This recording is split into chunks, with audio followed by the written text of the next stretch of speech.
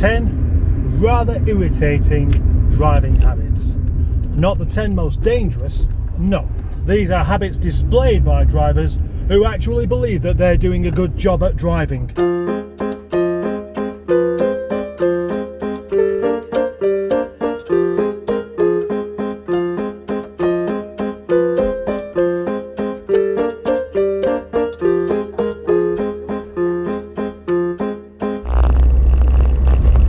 What an absolute tool. Is this a bit petty? I find people who can't park annoying. Well, the reason is, why can't you park? Why shouldn't you be able to park? You cannot pass your driving test without being able to park a car. So how can someone who's got a driving licence not be able to park a car? It doesn't make any sense. They're basically the kind of people that are going backwards and not driving backwards, because they usually try and drive forwards into a space and get it all cockeyed. Oh yes, there are bigger things to worry about, but it's what's underneath that.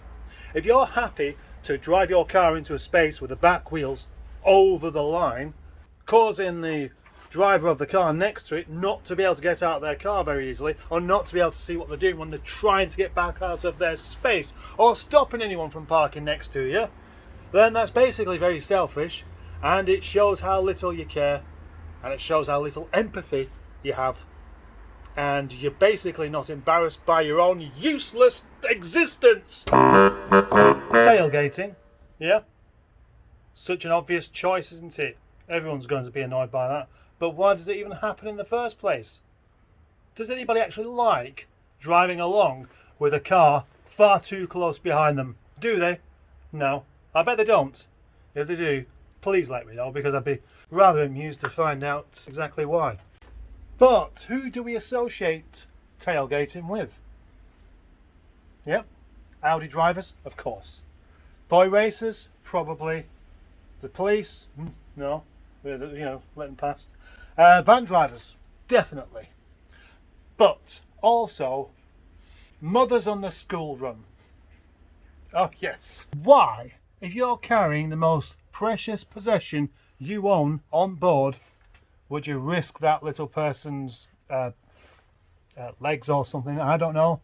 You're assuming that your reactions are so much quicker than the driver in front, and they're probably not. The very fact that you're tailgating in the first place shows that you're not paying quite enough attention, doesn't it? Fairly recently, I witnessed a crash, and in one way it was slightly caused by me, because I was paying enough attention to stop when this car pulled out in front of me.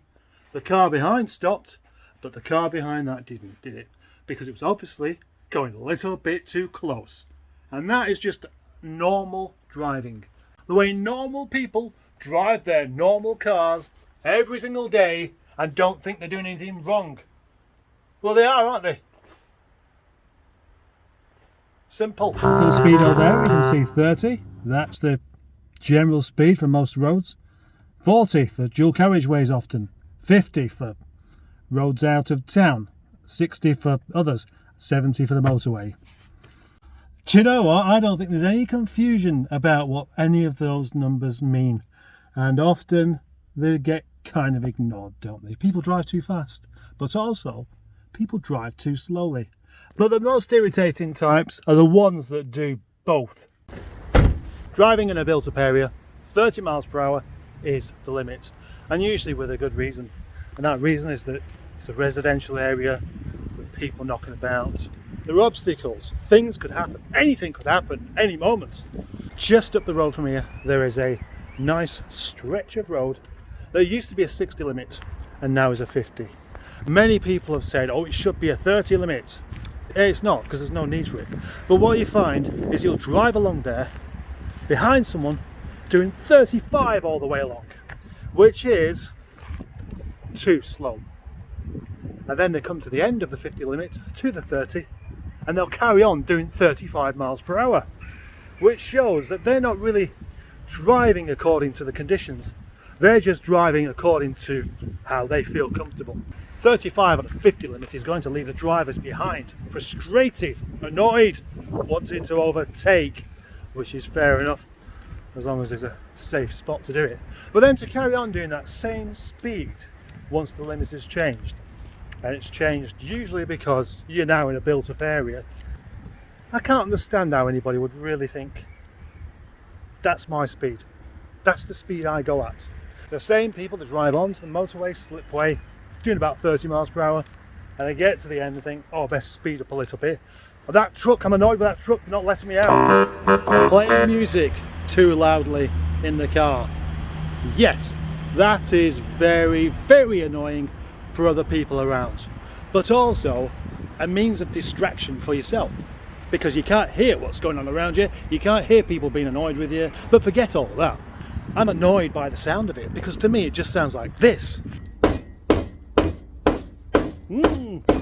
Very musical indeed. This is great.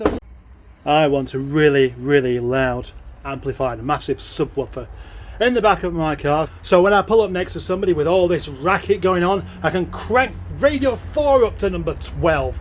Yes, a lethal dose of the Archers, that's what they need. Either that or a bit of my special horn. Yeah, I'm just listening to the horn. What?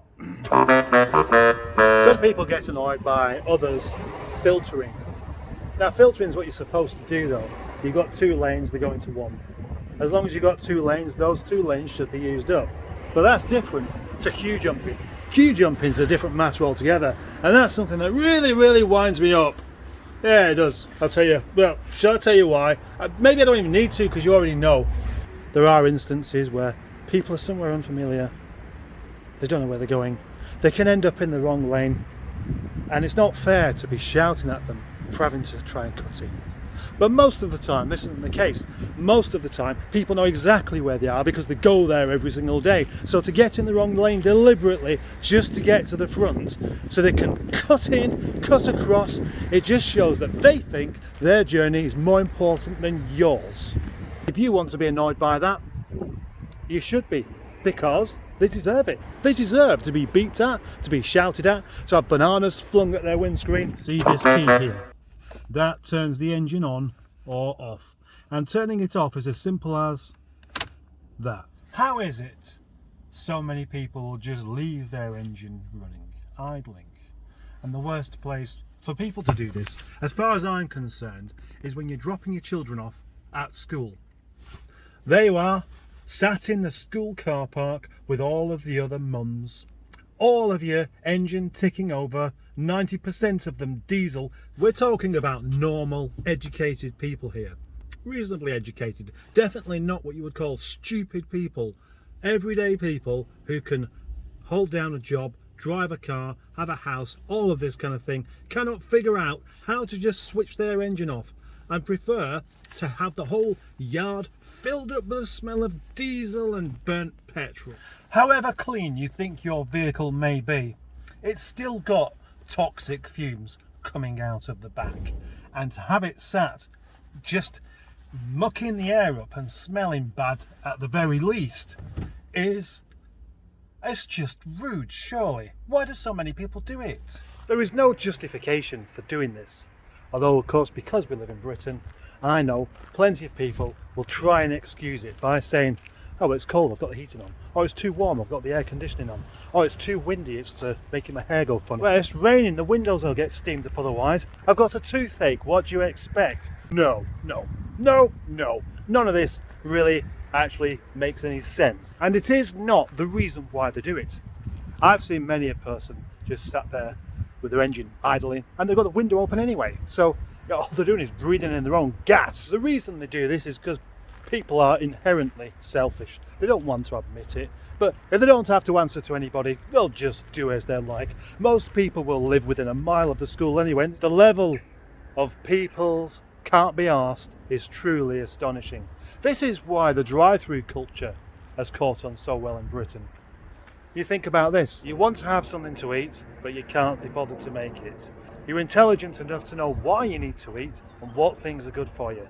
So you go to a McDonald's drive-through. There's the outlet there, and your car's parked over here, but that's too far away. So you drive around it, and you go to the window, and you pay there, and you drive around and you park there. And you leave your engine running, you eat your food, and then you chuck your litter out the window because you're too far away from the bin. Yep, that's parents for you. You're not supposed to pull up on the wrong side of the road and stop, although most of the time it doesn't matter. But if it's night time and you've left your lights on, then it does matter. In fact, it matters enough to make people like me rather irritated.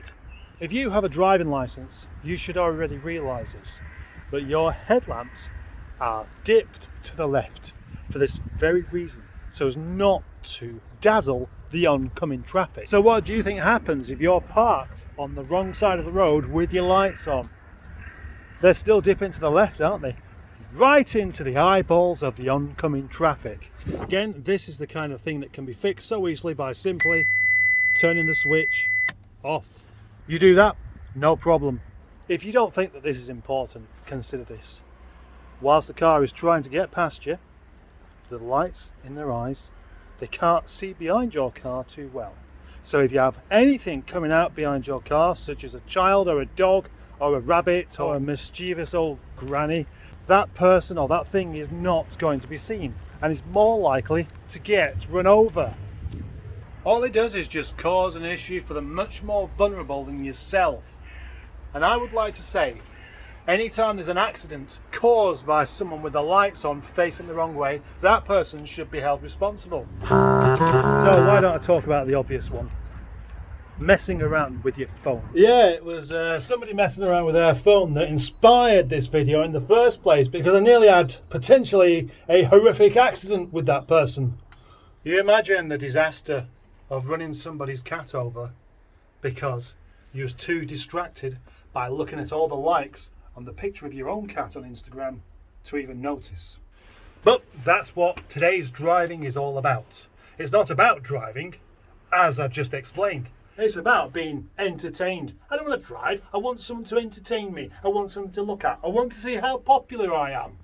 It's ever so slightly about getting to your destination safely, but because you haven't got the attention to keep your eye on the road, car manufacturers have to try and do it for you by introducing endless amounts of safety equipment.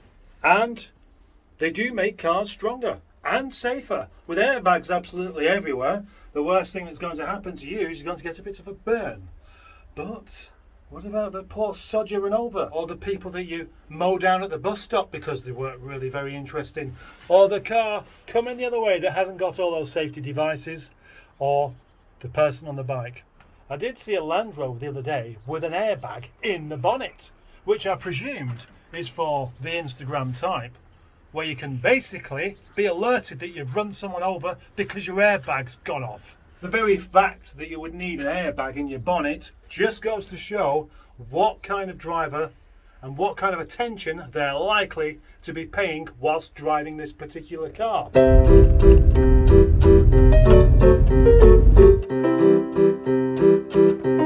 This may be a bit of a quirky jab at incompetent drivers, but you know, if enough people watch this and actually take some of this information on board, some people may not end up dead because of their useless driving.